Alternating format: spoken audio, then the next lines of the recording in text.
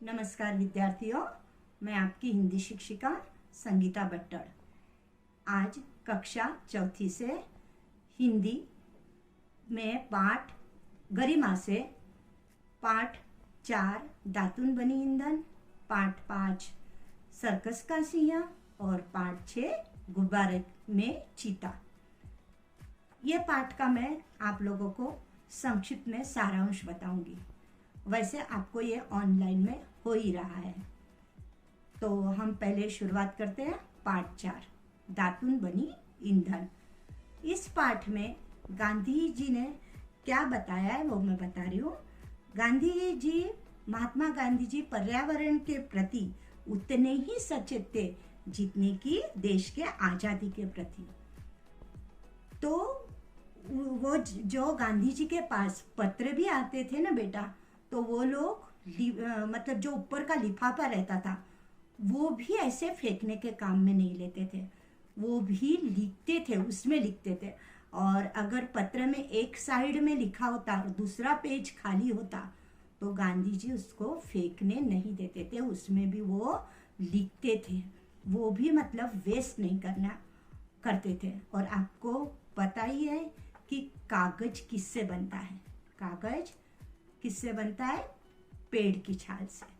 तो अगर हम ज़्यादा कागज वेस्ट करें तो हमें फिर पेड़ भी ज़्यादा काटने पड़ेंगे, और पेड़ ज़्यादा काटने पड़ेंगे तो फिर पर्यावरण का संतुलन बिगड़ जाएगा और हमें शुद्ध हवा भी मिलना कम हो जाएगा, ऑक्सीजन की भी कमी हो जाएगी।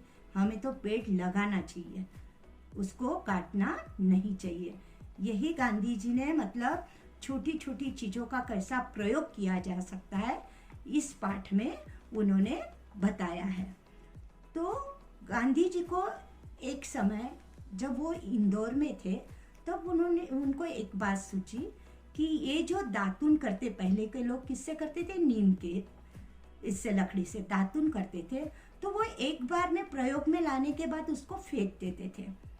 तो उनको ऐसे ही मतलब सूझी बात कि अगर ये दातुन फेंके ना और इसको अगर साफ करके सुखा ले तो इसको जलावन के रूप में हम ले सकते हैं, तो उससे कुछ मतलब ईंधन बन सकता है, कुछ यूज हो सकता है, ऐसा उन्होंने उनको सूझा।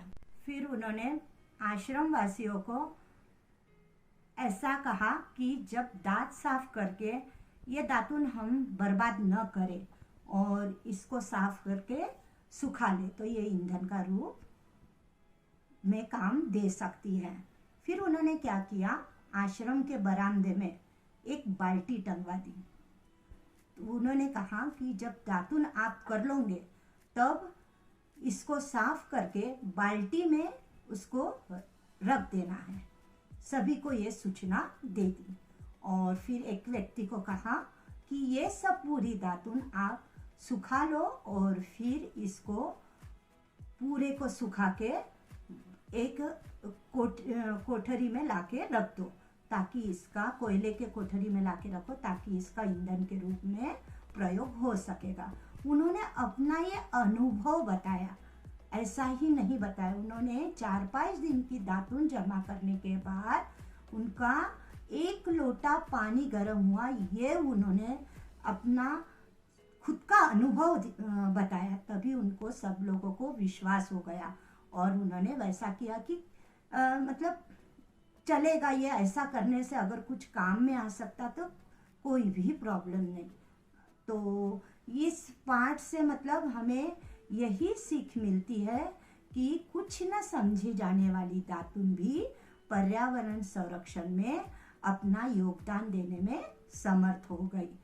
तो इस हम अक्सर देखते हैं, आप स्कूल में कागज यूं ही फेंक देते हो, या तो उसको कुछ मतलब एरोप्लेन बना लोगे या कुछ डिज़ाइन बनाओगे, कुछ बॉल्स बना के फेंक दोगे। तो उम्मीद करती हूँ आपको इस पाठ से यही शिक्षा मिलनी चाहिए, हमें कभी भी पेपर कागज वेस्ट नहीं करना चाहिए। हम जितना वेस्ट करेंगे उतने पेड़ काटने पड़ेंगे। तो अब तुम लोग मतलब इसका यूज सही से करोगे। तो इस पाठ से हमने यही सीखा कि बूंद बूंद से घट बढ़ता है। हम कोई भी चीजों को फालतू नहीं समझना चाहिए। हमें उसका क्या उपयोग होता है ये फेंकने के पहले सोचना चाहिए। वो उसका किस रूप में प्रयोग लिया जा सकता है ये हमें सोचना चाहिए और बाद में ही उस चीज को फेंकना चाहिए। अब आपको पाठ 5 सर्कस का सिंह का मैं सारांश बताऊंगी कि इसमें क्या बताया गया है। इसमें कवि को क्या हुआ, सर्कस देखने का मौका मिला। फिर उन्होंने क्या, वहां पे सर्कस में जानवरों के अद्भुत खेल, कारनामे, व्यायाम भी देखे। बंदर को लैंप जलाकर पुस्तक पढ़ते हुए, टट्टू पर सवारी, टट्टू मतलब गधा, गधा पर सवारी, तोते को तोप चलाते, शेर को मनुष्य के इशारों पर चलते और नाचते देख कवि के मित्र ने कहा कि शेर यह सब मजबूरी में कर रहा है।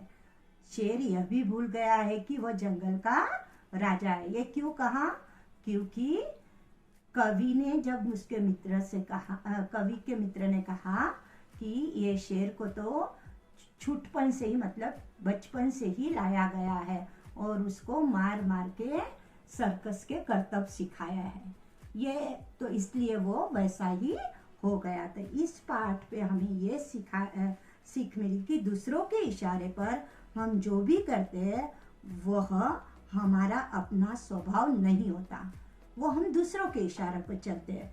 इसलिए वैसा करते समय हम हंसी के पात्र बन जाते हैं। जब हम दूसरों के इशारों पर नाचना, हमें दूसरों के इशारों पर नाचना पसंद नहीं आता, तो फिर जानवरों को अपने इशारों पर नाचना भी छोड़ देना चाहिए। अब है पाठ 6, गुब्बारे में चीता। इस पाठ में क्या बताया कि स्कूल के मैदान में एक सर्कस लगा था और वहाँ के मतलब हेडमास्टर ने सभी बच्चों को मना कर दिया था सर्कस देखने। तो बलदेव नाम का लड़का था, उसको तो सर्कस देखने जाना ही था, पर बाकी बच्चे प्रिंसिपल सर ने मना कर दिया तो वो नहीं जा रहे थे। पर इसको तो मतलब ये राह देख रहा था कि कब छुट्टी हो और कब मैं सर्कस देखने जाऊं। तो फिर उसने बलदेव टिकट लेकर अंदर चला गया, पर बाकी कोई भी बच्चे नहीं गए। बाकी बच्चे वही थे, अपने टीचर के साथ गेम खेल रहे थे। और जब वो टिकट लेकर अंदर गया तो उसने वहाँ क्या देखा, क्योंकि यहाँ तो कमजोर जानवर है, उनको देखकर वो दुखी हुआ और फिर उसको मतलब दुख हुआ कि मैं क्यों आया यहाँ पे, ऐसे जानवर देखना पड़ रहा है। तो उसने क्या, फिर तभी उसे बड़ा भारी एक गुब्बारा दिखा। उसके पास एक आदमी था, वो जोर जोर से चिल्ला रहा था, 4 आने में आसमान की सैर करो, ऐसा कह रहा था। तो इतने में चीता बलदेव के तरफ आया। जैसे ही चीता बलदेव के पास आया, वो गुब्बारे पर चढ़ गया डर के मारे। और फिर गुब्बारे के पास जो आदमी खड़ा था ना, वो भी चीता को देख के चला गया, वहां से भाग गया। फिर गुब्बारा ऊपर उड़ गया और चीता और बलदेव दोनों, चीते को अपनी जान की बहुत फिक्र थी, वह ऊपर से ही कूद गया। ऊपर से कूद गया तो उसकी हड्डी पसली भी टूट गई। तो फिर बलदेव ने बड़ी साहस हिम्मत के साथ मतलब काम लिया। बलदेव ने कहीं पढ़ा था कि गुब्बारे का मुंह खोल देने से गैस निकल जाएगी। उसने ऐसा ही किया और अपनी जान बचाने में सफल रहा। धन्यवाद।